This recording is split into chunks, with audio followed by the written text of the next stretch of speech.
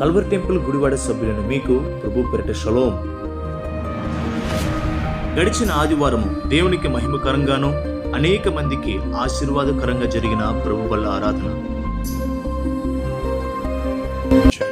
సంగమా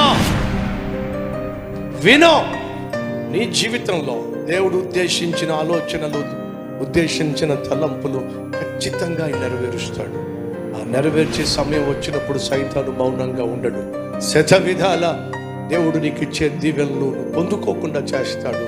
అలా చేసినప్పుడు నువ్వు ప్రార్థనతోనే, విశ్వాసంతోనే దేవుని ఆశీర్వాదాలు స్వతంత్రించుకోవాలి. కుటుంబాలుగా దేవుని సన్నిధికి తరలి వచ్చి కన్నీటితో విశ్వాసం కలిగి ప్రార్థన చేస్తున్న సంఘ విశ్వాసులు. ఆరాధన అనంతరము అందరికీ ప్రేమ విందు ఏర్పాటు చేసిన కల్వరి టెంపుల్.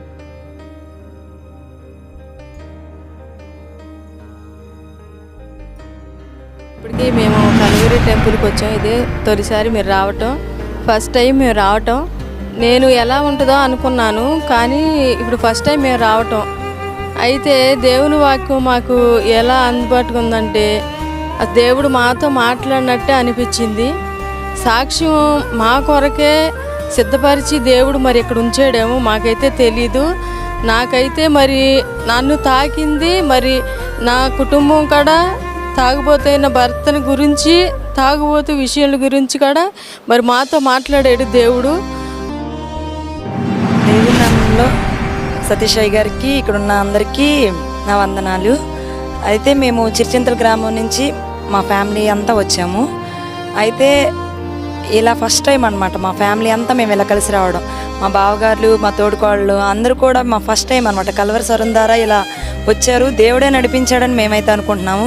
అలాగే మా ఫ్యామిలీ అంతా కూడా, మా బావగారులు అంతా, మీ ఫ్యామిలీ అంతా కూడా అలా దేవుడు సన్నిధిలో ఎప్పుడు నిరంతరం అలా ఉండాలని మేము ఆశపడుతున్నాను.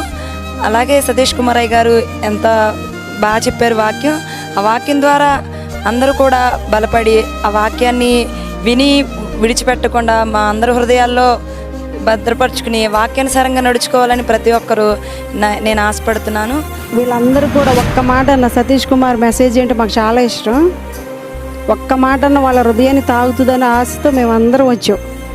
తప్పకుండా వీళ్ళలో పరిశుద్ధాత్మ దేవుడు పనిచేస్తాడని మేము నమ్ముతున్నాము.